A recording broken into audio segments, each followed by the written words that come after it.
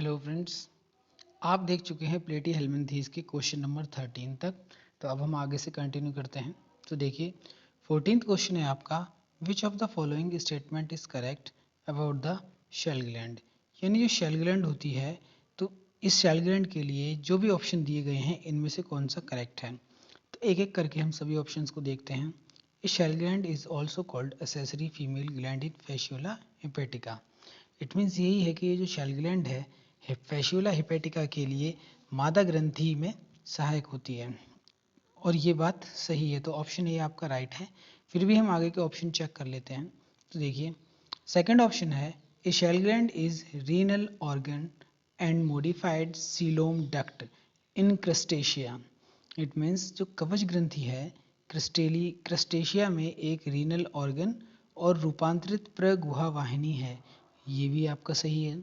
Third देखते हैं option, A shell gland is molluscan organ, और ये भी सही है। तो यहाँ पर राइट ऑप्शन है आपका ऑप्शन नंबर डी, उपयुक्त सभी। यानी शेल ग्लैंड के लिए उपयुक्त सारे ही ऑप्शन क्या है, सही हैं। तो राइट आंसर है आपका ऑप्शन नंबर डी। तो चलते हैं 15th क्वेश्चन पर। तो देखिए नेक्स्ट क्वेश्चन है आपका, flame cells are associated with. यानी सिंपल सा पूछा गया है कि जो फ्लेम कोशिकाएं होती हैं इनका काम क्या है। तो देखिए फ्लेम कोशिकाओं को आप हिंदी में ज्वाला कोशिकाएं कहते हैं, और इनके बारे में हम पढ़ भी चुके हैं। तो देखिए इसका फर्स्ट ऑप्शन है रेस्पिरेशन से, जो कि बिल्कुल ही रॉन्ग है। नेक्स्ट देखते हैं। नेक्स्ट है एक्सक्रीशन। नेक्स्ट ऑप्शन है आपका एक्सक्रीशन यानी उत्सर्जन, ये सही है। सी है न्यूट्रिशन यानी पोषण, ये भी गलत है। और लास्ट है आपका ये भी गलत। तो यहाँ पर आपका राइट आंसर है ऑप्शन नंबर बी, एक्सक्रीशन। तो फ्लेम सेल्स या फिर ज्वाला कोशिकाएं उत्सर्जन से संबंधित होती हैं। देखते हैं नेक्स्ट क्वेश्चन। तो देखिए आपका नेक्स्ट क्वेश्चन है, the reason for the measly pork flesh is. The reason for the measly pork flesh is the, यानी सुअर के कच्चा मांस में खसरे रोग के लक्षण हैं होते हैं, उसके लिए आपको कुछ कारण दिए गए हैं। वो कारण है, फर्स्ट है आपका प्रेजेंस ऑफ, सॉरी ये मिसप्रिंटिंग हो गई, ये यहाँ ऑफ आएगा तो आप सही कर लेंगे, प्रेजेंस ऑफ हेक्साकैंथ। तो हेक्साकैंथ क्या है, प्लेटी हेल्मिंथीज के लार्वा को कहते हैं। तो फर्स्ट ऑप्शन ये है आपका, जो कि रॉन्ग है। सेकंड देखिए प्रेजेंस ऑफ सिस्टी सर्कस, और ये ऑप्शन आपका सही है। सिस्टी सर्कस की प्रेजेंस की वजह से ही सुअर के मांस में खसरा रोग के लक्षण पाए जाते हैं। अब समझ जाइए कि सी और डी ये सब क्या है, गलत है। तो यहाँ पर राइट ऑप्शन है आपका, राइट आंसर है आपका ऑप्शन नंबर बी। चलते हैं नेक्स्ट क्वेश्चन पर। देखिए नेक्स्ट क्वेश्चन है, स्मॉलेस्ट वर्म इज, यानी जो सबसे छोटा फीताकृमि है वो कौन सा है। तो सबसे छोटा फीताकृमि होने वाला है आपका एकाइनोकोकस। तो ये है आपका सबसे छोटा फीताकृमि। नेक्स्ट क्वेश्चन देखिए। नेक्स्ट क्वेश्चन है कि सोलेनोसाइट्स आर एसोसिएटेड विद, यानी जो सोलेनोसाइट सेल्स हैं वो किसके साथ जुड़ी हुई होती हैं। इस तरह के क्वेश्चन को हम पहले भी कर चुके हैं, तो यहाँ पर हम डायरेक्ट आंसर की तरफ चलेंगे। तो देखिए आप जानते हैं कि जो सोलेनोसाइट्स कोशिकाएं हैं ये, तो आपकी सोलेनोसाइट्स कोशिकाएं भी संबंधित होती हैं एक्सक्रीशन यानी उत्सर्जन से। तो अभी उत्सर्जन से जुड़े हम इन्हीं क्वेश्चंस में दो तरह के क्वेश्चन देख चुके हैं, जिसमें एक हमने पढ़ा था ज्वाला कोशिका, दूसरा हम पढ़ रहे हैं सोलेनोसाइट्स। चलते हैं नेक्स्ट क्वेश्चन पर।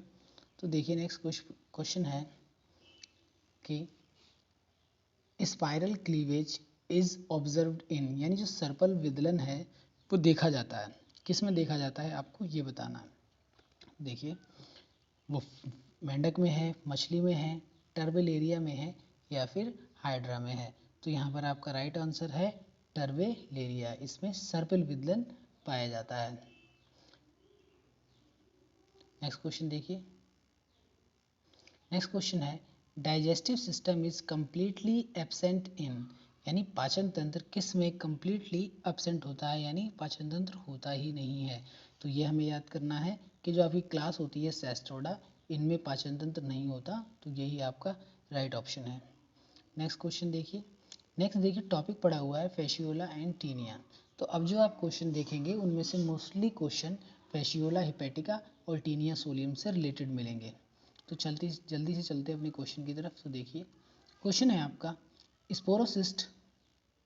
Sporocyst is the larva of, यानी जो स्पोरोसिस्ट है वो निम्न ऑप्शंस में से किसका लार्वा है।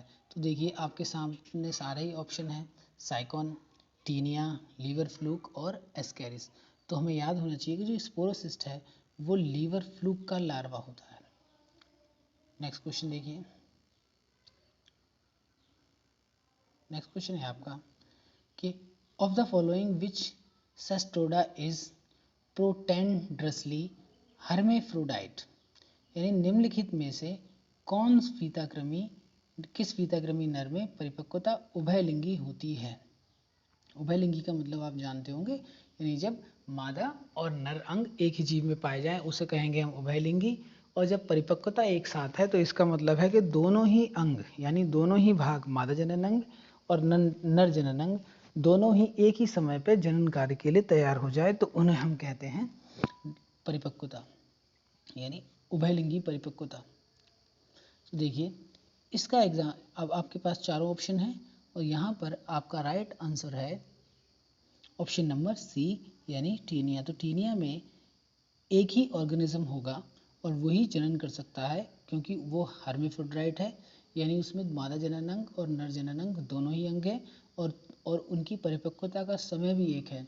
तो जैसे ही वो परिपक्व होता है वो अकेले ही जनन करने लगते हैं, यानी अंडों का निर्माण करने लगते हैं। नेक्स्ट क्वेश्चन है how it is that tinea escapes digestion by the enzymes of the host. It is due to the presence of, it means कि निम्न में से किसकी उपस्थिति से टीनिया पोषक के पाचक रसों से बच जाता है। इसका मतलब सिंपल सा है कि टीनिया सोलियम जिसके भी डाइजेस्टिव सिस्टम में है, तो डाइजेस्टिव सिस्टम में सभी तरह के पाचक एंजाइम पाचक रस होते हैं।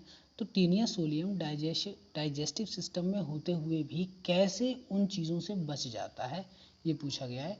तो आपके पास यहाँ 4 ऑप्शन हैं और आपका राइट आंसर है ऑप्शन नंबर बी, यानी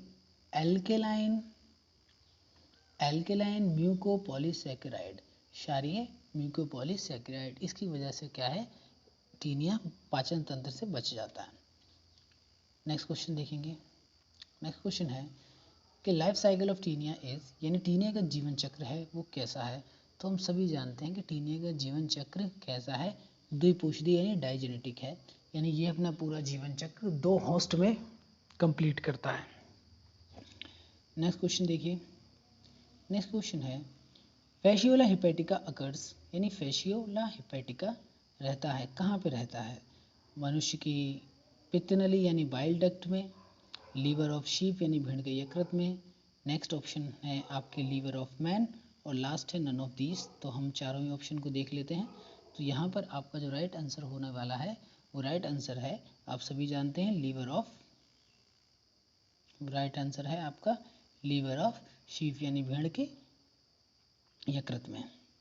चलते हैं नेक्स्ट क्वेश्चन पर। नेक्स्ट क्वेश्चन है आपका the function of Laurer's canal in Fasciola hepatica is, यानी जो फेशियोला, ये देखिए गलत टाइप हो गया है। तो जो आपका फेशियोला हिपैटिका है इसमें एक नली या नलिका होती है जिसका नाम है लॉरल्स नलिका। इसका क्या कार्य है, सिंपल सा इतना ही पूछा गया है। तो हमें याद होना चाहिए कि इसका कार्य है सेक्स से रिलेटेड। तो राइट ऑप्शन है आपका ऑप्शन नंबर सी। तो राइट ऑप्शन है आपका ऑप्शन नंबर सी, यानी ये मैथुन से रिलेटेड काम करता है। अब मैथुन क्या है, मैथुन को ही हम इंग्लिश में सेक्स कह देते हैं। देखते हैं नेक्स्ट क्वेश्चन आप। तो नेक्स्ट क्वेश्चन है आपका which larval stage is absent in life cycle of Schistosoma, ये एक साथ है सिस्टोसोमा, यानी कौन सी लार्वल अवस्था सिस्टोसोमा के जीवन चक्र में नहीं पाई जाती। तो देखिए हमें याद होना चाहिए, तो यहाँ पर आपका राइट ऑप्शन है, यहाँ पर आपका राइट ऑप्शन होने वाला है ऑप्शन नंबर ए, रेडिया। ये आप याद करिए कि सिस्टोसोमा में ये लार्वल स्टेज यानी रेडिया देखने को नहीं मिलती है। अब देखिए जो प्लेटी हेलमिन्थीस संघ के जंतु हैं इनमें एक से अधिक प्रकार के लार्वा पाया जाता है। और जो सिस्टोमा है या सिस्टोसोमा है कि जीवन चक्र में रेडियल लार्वा अवस्था अभी हमने पढ़ लिया नहीं पाई जाती। अच्छा, जो टीनिया सोलियम है इस संघ का एक प्रमुख सदस्य है। इसमें उत्सर्जन के लिए ज्वाला कोशिकाएं पाई जाती हैं, हम थोड़ी देर पहले भी पढ़ चुके हैं। जल्दी से चलते हैं अपने नेक्स्ट क्वेश्चन पर। तो नेक्स्ट क्वेश्चन है आपका question number 28। Which of these is not a larva of Fasciola hepatica, यानी इनमें से कौन सा एक फैसियोला हेपेटिका का लार्वा नहीं है, ये बताना। तो जल्दी से हम ऑप्शन देख लेते हैं। ऑप्शन है आपके पास ये। तो देखिए यहाँ हमें याद होना चाहिए कि जो हेक्साकैंथ है, जो कि ऑप्शन नंबर बी है, ये फैसियोला हेपेटिका का लार्वा नहीं होता है। देखिए ये लार्वा नहीं है। शेष जितने भी यहाँ बचे हैं जैसे स्पोरोसिस्ट, रेडिया, मिरासिडियम, ये क्या है, ये फैसियोला हेपेटिका के ही लार्वा हैं। तो फैसियोला हेपेटिका को हम लीवर फ्लूक भी कहते हैं। इस संघ में ये प्लेटीहेल्मिन्थीस संघ के ट्रिमेटोडा वर्ग का एक सदस्य है जो कि परजीवी है और यह अपना जीवन भेड़ और स्नेल यानी घोंघा की बॉडी में पूरा करता है। इसकी जो प्रथम लार्वा अवस्था है उसको हम कहते हैं मिरासिडियम, यानी ये जो मिरासिडियम है ये इसकी यानी लीवर फ्लूक की, इट मीन्स फैसियोला हेपेटिका की फर्स्ट लार्वा स्टेज है।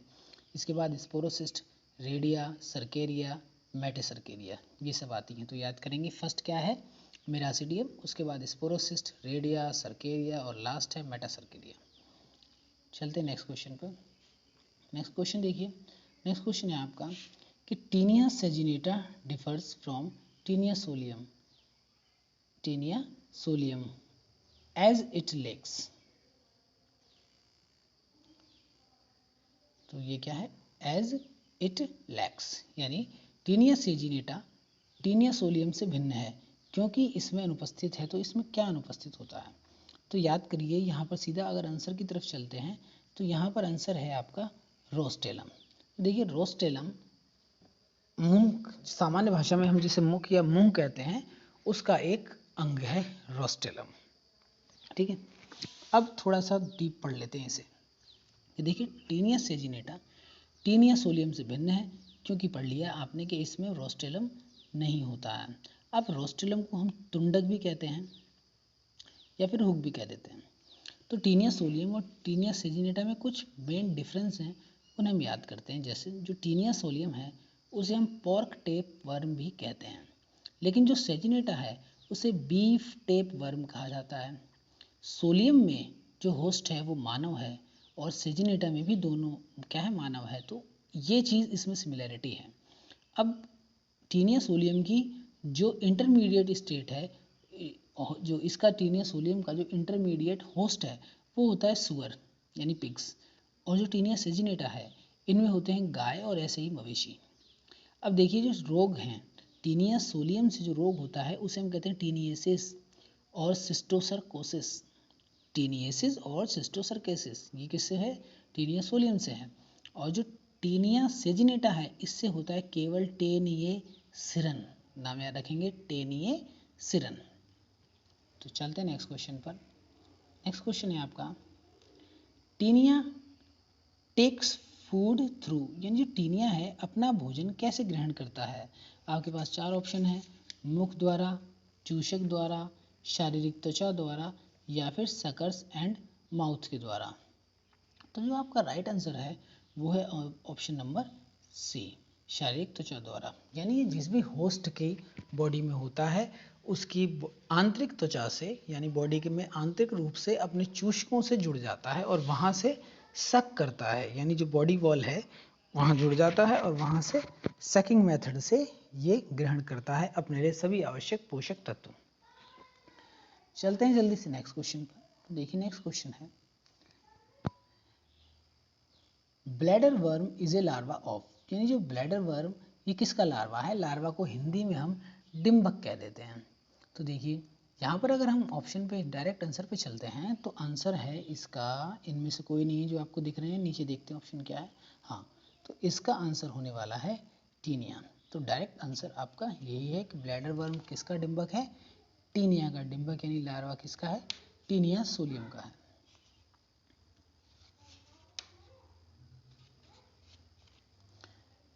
चलते हैं नेक्स्ट क्वेश्चन पर। नेक्स्ट क्वेश्चन ये है आपका, देखिए in Fasciola hepatica the secretion of Mehlis gland is 2, यानी फैसियोला हेपेटिका में उत्सर्जी ग्रंथि जो है मैलिस ग्रंथि क्या है, ये क्या होती है। देखिए तो आपके सामने 4 ऑप्शन है, हम डायरेक्ट आंसर पे चलते हैं या चलो पढ़ लेते हैं एक बार सभी को। तो याद करिए पूछा यह है कि मैलिस ग्रंथि क्या है, तो सभी ऑप्शंस को थोड़ा क्लियरली देखते हैं। तो मैलिस ग्रंथि ये रहा ऑप्शन, देखिए तो फर्स्ट ऑप्शन है आपका गर्भाशय को चिकनाई देने का काम है इसका, कैप्सूल को सख्त करने हेतु, और शुक्राणुओं को सक्रिय करने हेतु, और लास्ट ऑप्शन आप देख ही रहे हैं कि उपरोक्त सभी कार्यों के लिए। तो देखिए यहाँ पर आपका राइट आंसर है यही ऑप्शन डी, सभी कार्यों के लिए। तो यहाँ पर Mehlis gland A B C ये सारे ही काम करती है, तो ऑप्शन नंबर डी आपका राइट है। नेक्स्ट क्वेश्चन देखेंगे, तो नेक्स्ट क्वेश्चन है आपका ऑस्मोट्रॉफी पाया जाता है। अब ऑस्मोट्रॉफी क्या है, तो देखिए पहले याद कर लीजिए जो ऑस्मोट्रॉफी है ये भोजन को अवशोषित करने का एक माध्यम है, और इसमें विसरण के माध्यम द्वारा पोषी जो कोशिकाएं हैं यानी जो होस्ट है उनसे खाद्य पदार्थ का अवशोषण कर लिया जाता है, जैसे टीनिया है। तो टीनिया में जो एक टीनिया क्या है, एक अंतःपरजीवी यानी एंडोपैरासाइट है। ये छोटी आंत द्वारा जो भी भोज्य पदार्थ है उसको अवशोषित कर लेता है अपनी त्वचा से। तो यहाँ पे आंसर है आपका ऑप्शन नंबर डी, टीनिया। ये मिसप्रिंट हो गया, ये पेलिमोन यहाँ आना चाहिए था ऑप्शन नंबर बी के पास। नेक्स्ट देखेंगे क्वेश्चन नंबर 34। क्वेश्चन नंबर 34 ये है कि एपोपाइलिस इज द प्रोसेस ऑफ, यानी जो एपोपाइलिस है वो क्या है। तो देखिए एपोपाइलिस को हिंदी में प्रमोशन लिखा है। प्रमोशन क्या है, जब कोई जीव अपनी त्वचा त्यागता है और नई त्वचा उसकी आ जाती है, तो ये जो त्यागने की विधि है जिसे एपोपाइलिस या निर्मोचन, प्रमोचन या निर्मोचन कहा जाता है। देखिए तो याद करेंगे अब इस केस में जिसमें कि आप प्लेटी हेलमिंथेस की बात कर रहे हैं, यहाँ पे त्वचा नहीं त्यागी जाती। यहाँ पर क्या है, इनकी बॉडी सेगमेंटेड होती है यानी बहुत से खंडों में बटी हुई होती है। यहाँ पर ये अपने खंडों को त्याग देते हैं, जो परिपक्व देह खंड हैं उन्हें त्याग दिया जाता है। तो देह खंडों को त्यागने की विधि ही क्या है, एपोपाइलिस। तो ऑप्शन देखते हैं, ऑप्शन आपके पास देखिए ए भी नहीं होगा, देख लेते हैं। देखिए ए नहीं हो सकता, बी नहीं हो सकता, सी को देखिए कि सेपरेशन ऑफ ग्रेविड प्रोग्लोटिड, जो परिपक्व खंड होते हैं बॉडी के उन्हें कहा जाता है ग्रेविड प्रोग्लोटिड, इन्हें त्यागना। तो यही सही है कि मुख्य शरीर से ग्रेविड प्रोग्लोटिड यानी जो परिपक्व देह खंड है उनको त्याग दिया जाता है। चलते हैं नेक्स्ट क्वेश्चन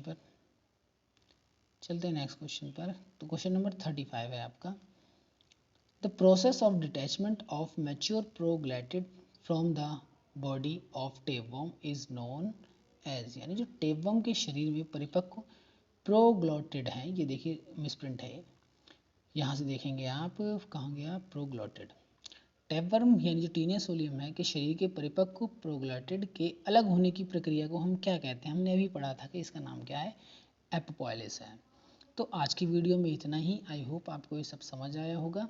मिलते हैं एक किसी नेक्स्ट वीडियो में। Okay, thank you.